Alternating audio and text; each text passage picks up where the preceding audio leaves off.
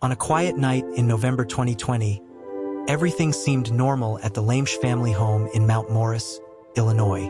But beneath the surface, an unimaginable horror was unfolding. Melissa Lamesch, 27, was just days away from giving birth to her son, Barrett. The excitement of the impending birth filled her with joy, but on November 25, 2020, her family was forced to face a heartbreaking reality. Melissa and her unborn child were gone. At 4 p.m., the first call came in, reporting thick black smoke pouring from a small house. Firefighters arrived quickly, battling thick smoke that obscured everything around the home. But when they broke through the front door, the scene inside was far from what they expected. There, in the kitchen, was Melissa Lamesch, lifeless, 9 months pregnant and lying on the floor. The fire alarm blared, but there were no signs of a struggle or burns on her body. Something wasn't adding up. Welcome. This is Crime Uncovered, where every case has a story, and the truth is often stranger and darker than fiction. If you are yet to subscribe to my channel, kindly do so to stay updated on the latest crime we would uncover next. The fire's behavior raised immediate concerns for investigators. Unlike typical house fires, which tend to spread quickly, consuming everything in their path, this fire remained oddly confined to the kitchen area. The flames licked at the walls, but they never crossed into other rooms, never spread through the house with the usual destructive power. Firefighters, accustomed to the chaos and speed of a real fire, noted how unusual it was that the flames seemed to halt at the kitchen, almost as if they had been deliberately contained. This was not an accident. They all agreed it felt planned, intentional. The investigation into the source of the fire quickly revealed even more disturbing details. The fire had started in a cabinet above the stove, an odd location for a fire to begin. Most kitchen fires are caused by unattended cooking or grease that ignites due to a stove or oven left on, but this was different. The stove had been turned off. There was no indication that cooking or a grease spill had caused the ignition. No electrical problems, no faulty wiring, nothing that could explain the fire starting of its own accord. The investigators were left with one chilling conclusion.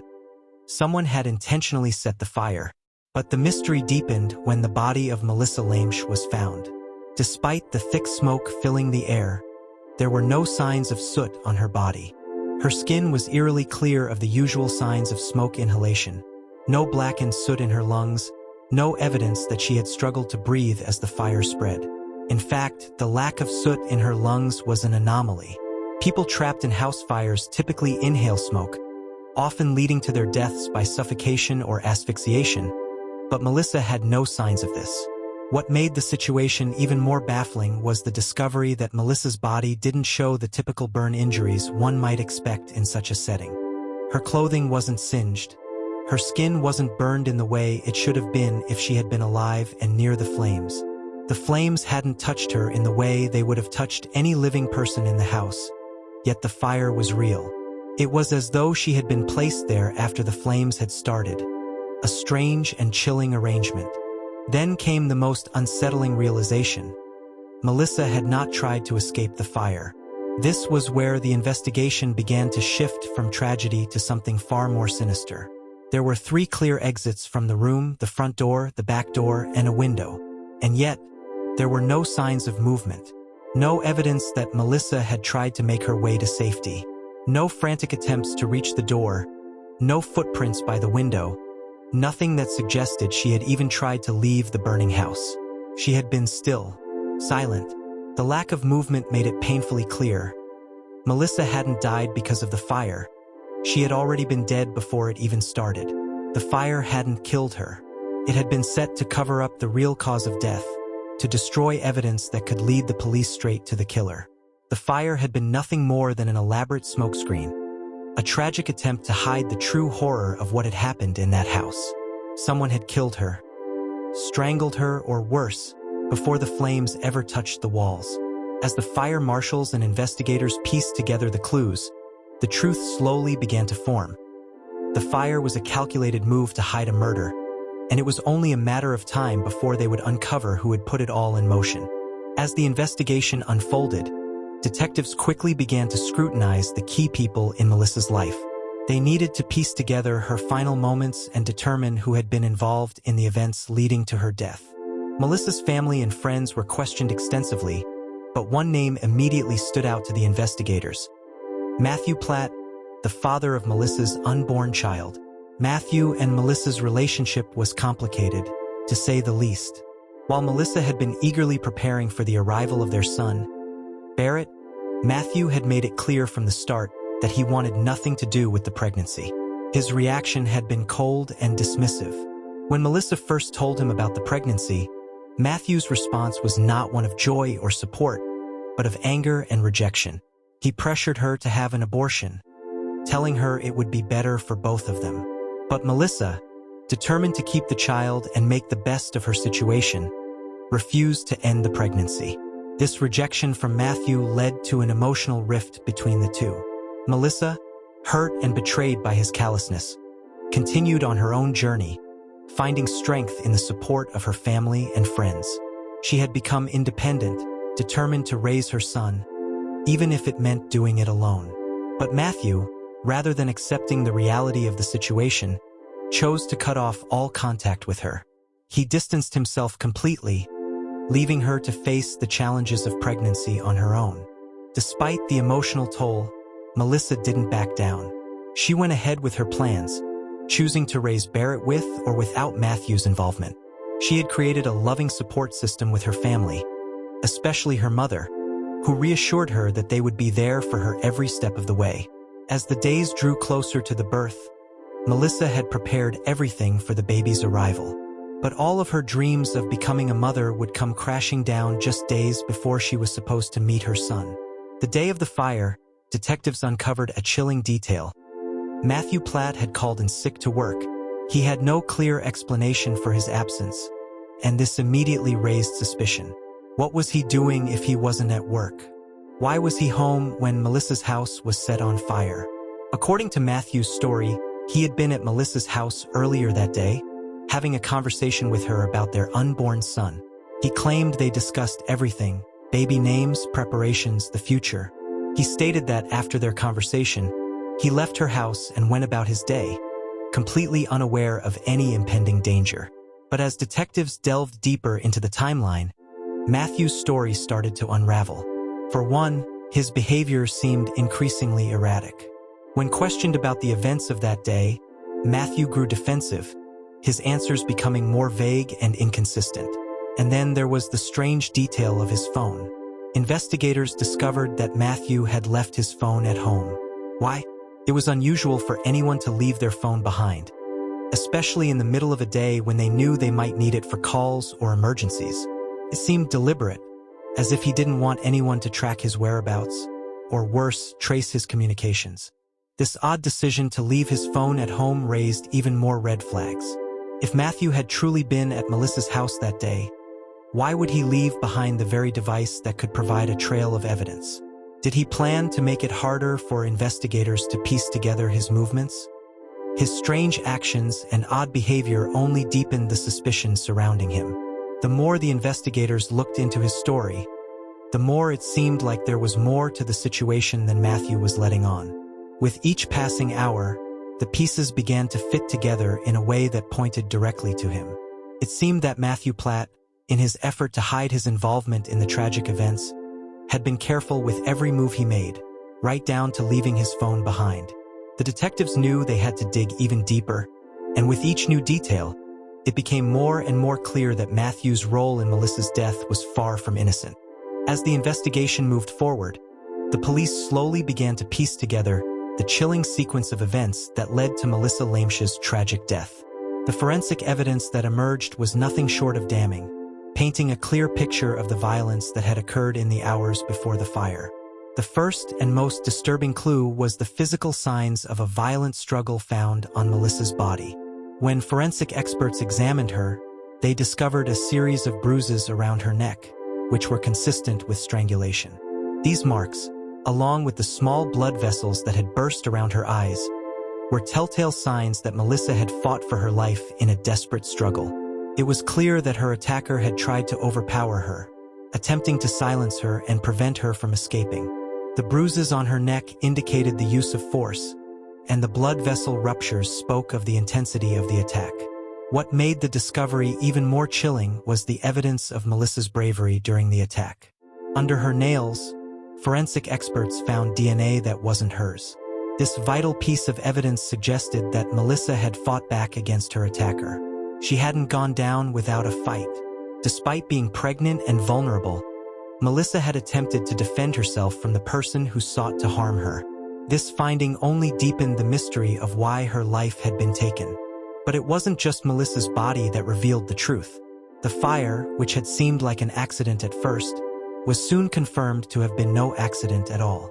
Fire marshals and investigators found something deeply unsettling. The fire's origin was traced to a cabinet above the stove. While kitchen fires are common, they usually start from a stove left on too long, a grease fire, or some form of accidental ignition. But in this case, the stove was off. There were no signs of an electrical malfunction, no burnt grease residue, and no other typical causes of a fire. It was clear. The fire had been set deliberately. The cabinet above the stove had been ignited with a purpose, and it was not a random accident. Someone had intentionally started the fire. But why? The fire's primary purpose, investigators soon realized, was to cover up the crime. It was meant to destroy evidence, to burn away any trace that might link the killer to the murder. The timing of the fire was critical. It was set at just the right moment, after Melissa's death, to make it look like the cause of her demise. The deliberate nature of the fire raised even more questions. Who could have planned this so meticulously? Who could have been so cold and calculating to not only take Melissa's life but also go to the lengths of setting a fire to hide the evidence? The forensic team's findings, combined with the evidence of Melissa's struggle, painted a horrifying picture of a crime that was both planned and brutal. The physical wounds on Melissa's body, along with the deliberate setting of the fire, led investigators to a conclusion that they were not ready to accept. Someone had murdered her, and they had gone to great lengths to cover their tracks. The killer was not just trying to hide their identity, they were trying to erase Melissa's existence entirely. With this breakthrough in the investigation, the detectives now had a clearer understanding of what had transpired. The evidence was stacking up, and the pieces of the puzzle were beginning to fall into place. But there was still one critical question left unanswered. Who was responsible for taking Melissa's life and her unborn sons? When police questioned Matthew Plat, they immediately noticed something troubling about his demeanor. Throughout the interrogation, he displayed an unsettling lack of emotion, as if he were detached from the gravity of the situation. His responses were cold and calculated, offering no remorse or visible distress over the death of Melissa and her unborn child. But it was one response, in particular, that sent chills down the detective's spines. When asked directly if he had planned Melissa's murder, Plat gave an answer that was both chilling and revealing. "I never meant to hurt her." This wasn't a denial of the crime, nor a protest of his innocence. Instead, it was a half-confession, a statement that seemed to acknowledge the crime without fully admitting to it. The lack of any real emotional response, coupled with that chilling admission, made it clear that Plat was more involved than he had initially let on.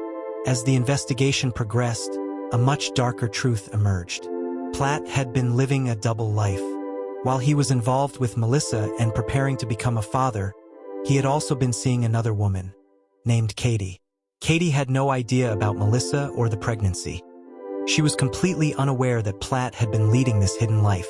This web of lies and deceit had been building for months, creating a volatile mixture of emotions and secrets. Melissa's refusal to terminate the pregnancy, something Plat had insisted upon, had been the breaking point. The thought of becoming a father had filled him with rage, and instead of taking responsibility for his actions, he chose to eliminate what he saw as an obstacle in his life.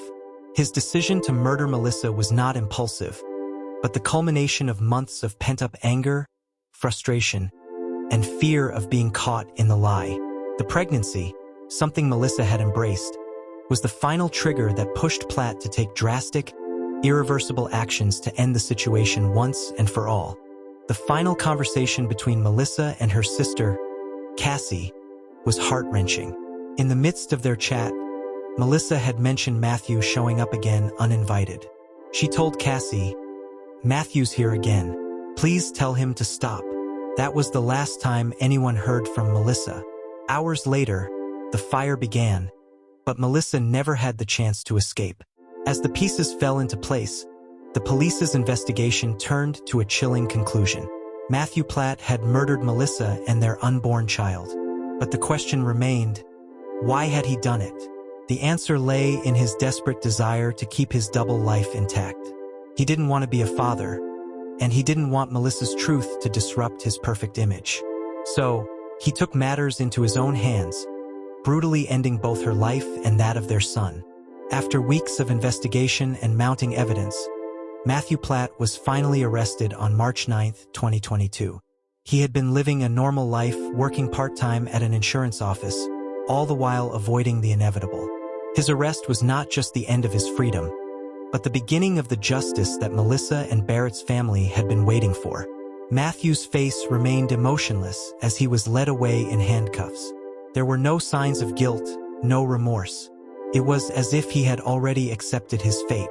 But for Melissa's family, the fight for justice was just beginning. The trial of Matthew Plat began with the prosecution presenting a meticulous and compelling case that painted a clear and chilling picture of the crime. The forensic evidence was overwhelming and left little room for doubt. Melissa had been strangled before the fire started, and the lack of soot in her lungs, along with the bruises on her neck and burst blood vessels around her eyes, pointed to the violent and deliberate nature of the attack. Additionally, the DNA found under her nails confirmed what everyone feared. Melissa had fought for her life. She had struggled desperately against her attacker, but in the end, her efforts were tragically in vain. The prosecution made it clear that Plat's motive was rooted in a desperate need to erase the pregnancy, a responsibility he had never wanted. The thought of becoming a father had filled him with rage, and instead of facing his responsibilities, he chose to end it all. By killing Melissa and setting the fire, he thought he could cover up his crime and eliminate the consequences of his actions. It was a ruthless and calculated decision to control his life at the expense of someone else's. However, in a surprising twist, the defense team attempted to craft a different narrative. They argued that there wasn't enough solid evidence to prove that the crime had been premeditated, suggesting that the fire might have been accidental. They tried to sow doubt by questioning the intention behind the fire's origins, claiming it could have been a tragic, unforeseen event rather than something deliberately planned. But the defense's arguments didn't hold up. The jury, after carefully considering the evidence presented, saw through the defense's weak arguments. The prosecution's case was airtight, and it didn't take long for the jury to return with a verdict of guilty. Matthew Plat's fate was sealed, and the justice that Melissa and her unborn child deserved was finally within reach.